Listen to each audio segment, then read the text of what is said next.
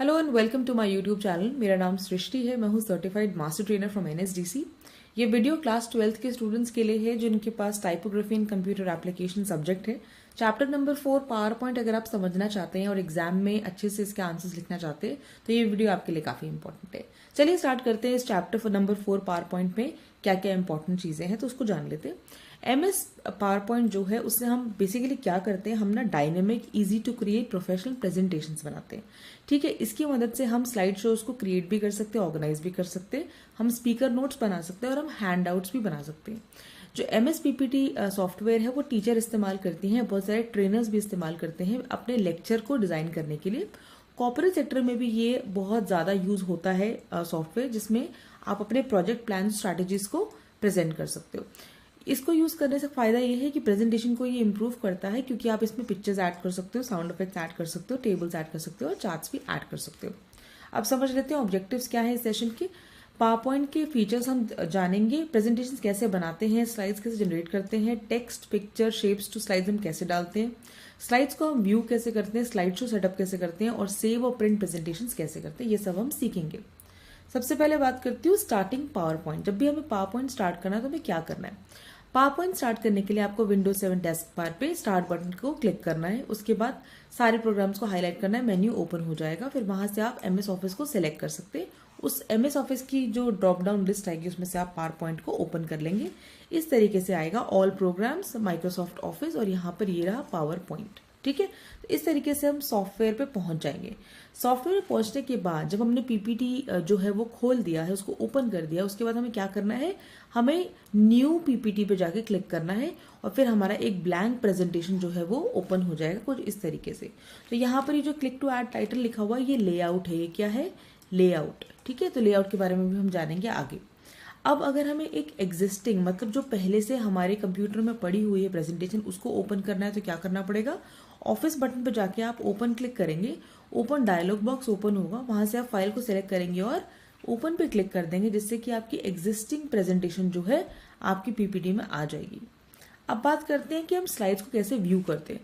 तो स्लाइड्स को व्यू करने के 5 तरीके यहाँ पे दिए हुआ है, normal, outline view, slide sorter, notes page और रीडिंग व्यू। ठीक है, तो ये सारे व्यूज हमारे पास होते हैं, प्रेजेंटेशन व्यूज होते हैं हमारे एमएस पीपीटी में। सबसे पहले बात करते हैं नॉर्मल व्यू में क्या होता है। तो नॉर्मल व्यू क्या होता है? डिफॉल्ट व्यू होता है, जहां पे हम प्रेजेंटेशन को डिजाइन भी करते हैं और उसमें कुछ एडिटिंग भी कर सकते हैं। इसके 4 वर्किंग एरियाज होते हैं, outline tab, slides tab, slide pane या नोट्स पेन। ठीक है, आउटलाइन टैब में हम मैनेज कर सकते हैं थंबनेल्स। स्लाइड्स टैब में सारी स्लाइड्स में जो टेक्स्ट है वो दिखता है। स्लाइड पेन से हमें पता चलता है कि अभी हमने कौन सी स्लाइड को सिलेक्ट कर रखा है।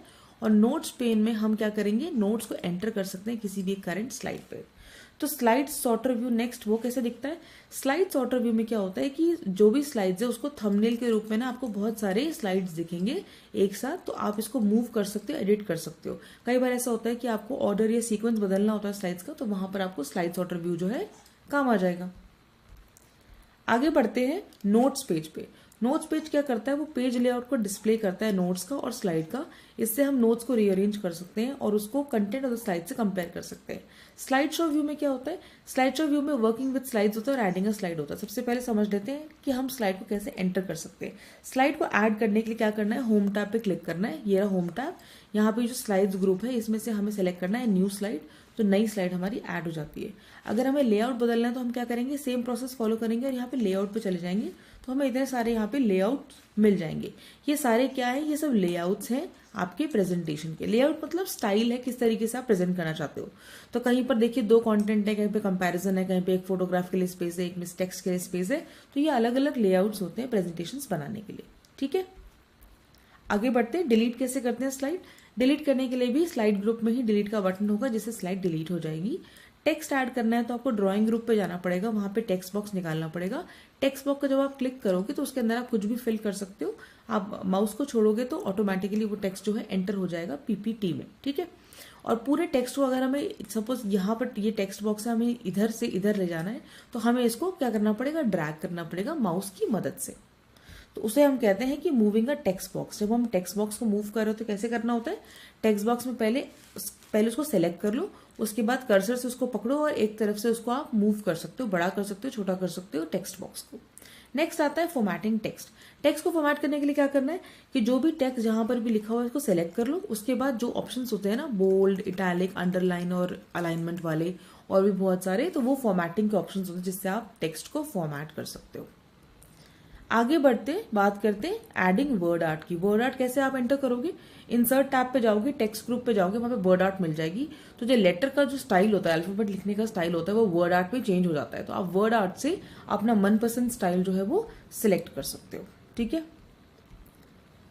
नेक्स्ट आ जाता है formatting of word art. Formatting कैसे करते हैं, ड्राइंग टूल्स जो टैब होती है वो अपीयर होती है रिबन टैब्स पर। ठीक है, तो फॉर्मेट टैब आप क्लिक करेंगे, वहां से आप वर्ड आर्ट को सिलेक्ट कर लेंगे वर्ड आर्ट स्टाइल्स ग्रुप में से।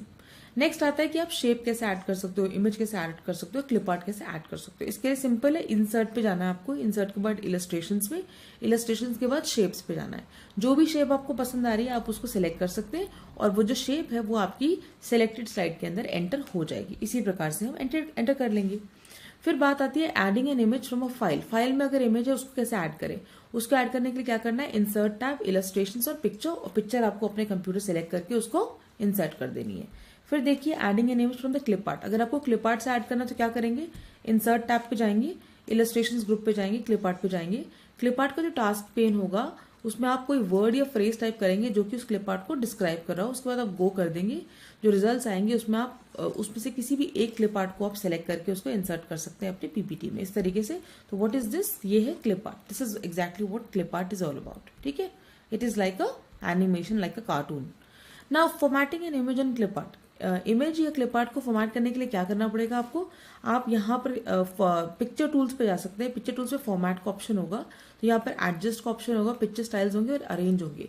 एडजस्ट में आप ब्राइटनेस एडजस्ट कर सकते हो, कॉन्ट्रास्ट, रिकलर कर सकते हो, पिक्चर को कंप्रेस कर सकते हो, पिक्चर बदल सकते हो, रीसेट भी कर सकते हो। पिक्चर स्टाइल में अलग अलग तरीके से आपको पिक्चर्स मिल जाएंगी आपकी पीपीटी में। और अरेंज में आप उसको अरेंजमेंट कर सकते हो कि उस टेक्स्ट को आगे भेजना है, पीछे भेजना है, किस तरीके से उसको सेलेक्ट करना है, वो सारी चीजें आपकी यहाँ पे आ जाती हैं। नेक्स्ट आता है फॉर्मेटिंग स्लाइड डिजाइन। अगर आपको स्लाइड का डिजाइन ही फॉर्मेट करना आपको नहीं पसंद आ रहा है तो कैसे करेंगे, आप जाएंगे डिजाइन ऑप्शन पे। डिजाइन पे जब क्लिक करेंगे तो आपको इस तरीके से बहुत सारे स्टाइल्स दिख जाएंगे, इसे हम थीम्स कहते हैं। तो आप अपने मनपसंद थीम सेलेक्ट कर सकते हो, तो फिर वो सारी स्लाइड्स में जो है वो अप्लाई हो जाएगी। तो थीम, इस तरीके से आप थीम को जो है अप्लाई कर सकते हो डिजाइन टैब पे जाके, जिससे कि सारी स्लाइड्स प्रेजेंटेशन की चेंज हो जाती है। नेक्स्ट है बैकग्राउंड चेंज करने के लिए क्या करना है, डिजाइन पे जाओ, बैकग्राउंड ग्रुप पे जाओ, बैकग्राउंड स्टाइल्स पे क्लिक करो। वहां पे डायलॉग बॉक्स ओपन होगा। जब ओपन होगा तो उसमें आप कलर को सिलेक्ट कर सकते हो, solid colour, gradient colour, transparency, picture, texture fill, सब कुछ आप उसमें सिलेक्ट कर सकते हो। करंट स्लाइड पे अप्लाई करके आप उसे क्लोज कर लेना और फिर अप्लाई टू ऑल कर देना, तो बैकग्राउंड जो है वो सारे स्लाइड्स पे अप्लाई हो जाएगा। नेक्स्ट देखिए formatting presentation using the slide master. Slide master की मदद से आप प्रेजेंटेशन कैसे फॉर्मेट करेंगे, तो यहाँ पे लिखा हुआ है स्लाइड मास्टर जो होता है वो एक टेम्पलेट होता है पूरी पीपीटी के लिए, और जो स्लाइड मास्टर में आप चेंज करोगे ना वो सारी स्लाइड्स में चेंज हो जाएगा। तो यहाँ पर पहुंचने का तरीका क्या है, आप व्यू टैब पे जाओ, प्रेजेंटेशन व्यूज पे जाओ, वहां से स्लाइड मास्टर को निकालो, स्लाइड मास्टर टैब आपके सामने आ जाएगा। जो टॉप मास्टर स्लाइड होगी ना उसे सेलेक्ट कर लेना और उसमें एडिटिंग कर देना, तो जो आप एडिटिंग करोगे वो सभी स्लाइड्स में अप्लाई हो जाएगी। नेक्स्ट है ऑब्जेक्ट्स एंड एनिमेशन। एनिमेशन लगाने के लिए क्या करना पड़ेगा, एनिमेशन टैब पे जाओगे, वहां पे कस्टम एनिमेशन आप लगाओगे, कस्टम एनिमेशन का पैनल यहाँ पे खुल जाएगा। ऑब्जेक्ट को सेलेक्ट करोगे, इफेक्ट्स को लगाओगे और एनिमेशन स्टाइल चूज करोगे, उससे क्या होगा आपका कस्टम एनिमेशन इफेक्ट जो है आ जाएगा। फिर आता है modifying animation effects. Animation effects को मॉडिफाई कैसे करते हैं, एनिमेशन टैब पे एनिमेशन जाके कस्टम एनिमेशन पे जाओगे, ठीक है। उसके बाद आप मॉडिफाई कर दोगे, ब्लाइंड्स कर दोगे, start, how to start animation and direction and speed, ये तीनों चीजें सेट कर दोगे तो आप एनिमेशन इफेक्ट्स को मॉडिफाई कर पाओगे। नेक्स्ट है how to create a slide transition. Slide transition क्या होता है, एनिमेशन इफेक्ट्स होते हैं जो स्लाइड के बीचों बीच होते हैं, ठीक है। जैसे दो स्लाइड है तो दो स्लाइड के बीच में कोई ट्रांजिशन इफेक्ट डाला तो ट्रांजिशन कहेंगे। Speed of transition slide can also be controlled and sound can also be added. तो हम साउंड ऐड कर सकते हैं और स्पीड को भी एडजस्ट कर सकते हैं, किसकी, ट्रांजिशन स्लाइड की, ठीक है। इस तरीके से हमें दिख जाएगा ट्रांजिशन।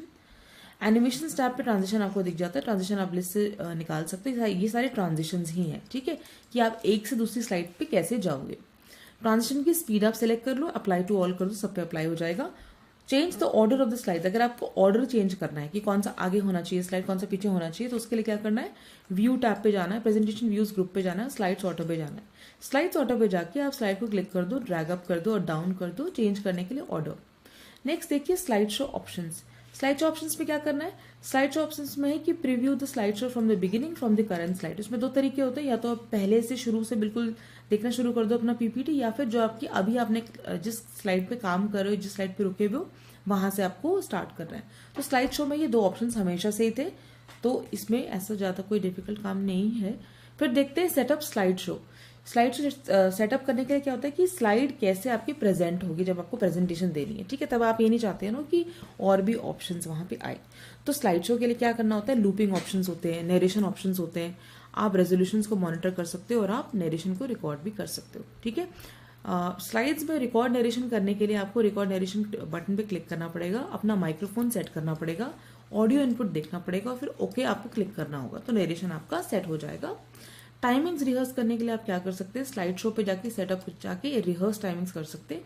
तो ये ऐसा इंटरफेस है, यहाँ से आप रिहर्सल कर सकते हैं, ठीक है। तो ये किसके लिए क्या चीज स्टैंड होती है वो यहाँ पे बता देंगे। ये पहला वाला जो बटन है ये नेक्स्ट के लिए होता है ताकि आप दूसरी स्लाइड पे चले जाओ। पॉज का बटन इसलिए होता है ताकि आप रिकॉर्डिंग को पॉज कर लो। ये वाला जो है ये है कि पॉज कर लो रिकॉर्डिंग के बाद, बिल्कुल शुरू कर लो उसको, दोबारा से रीस्टार्ट कर लो। तो ये सारे ऑप्शंस रहते हैं आपके जब आपको क्या करना होता है, रिहर्स करनी होती है टाइमिंग्स, ठीक है।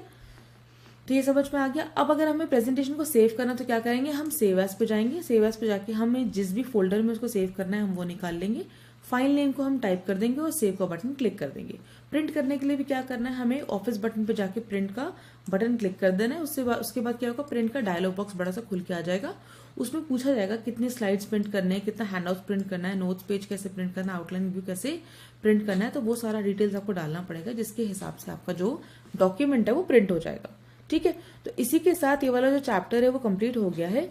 मैं चाहूंगी कि आप जो फिल इन द ब्लैंक्स है, फिलअप्स है, आप उनको एक बार अटेम्प्ट करो। काफी इजी है और आई एम श्योर कि आपको सारे आंसर्स आ जाएंगे। फिर भी अगर कोई क्वेश्चन का आपको प्रॉब्लम लगता है या आपको डिस्कस करना है तो आप मुझे लिख के बताइएगा जरूर। इसके नीचे आप क्वेश्चंस भी देख सकते हैं। What is presentation, what are its uses, what are different views options available in PowerPoint, what is the difference between a presentation and slide, clip art कैसे इंसर्ट करते हैं, टेक्स्ट बॉक्स कैसे insert करते हैं, word art कैसे insert करते हैं। इन सब के स्टेप्स जो अभी हमने पढ़े हैं फटाफट दोबारा से मैं चाहूंगी कि आप उसे रिविजिट करो।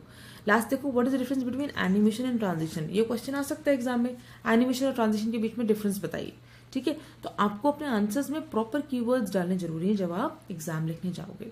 इसी इंटेंशन के साथ मैं इस वीडियो को क्लोज करती हूँ। आई होप आपने एंजॉय किया ये वीडियो एंड काफी कुछ सीखा। लाइक शेयर एंड सब्सक्राइब कीजिए और अपने फ्रेंड्स के साथ शेयर कीजिए if you like the video. Thank you so much for listening. Have a good day and all the very best for your exam in typography and computer application.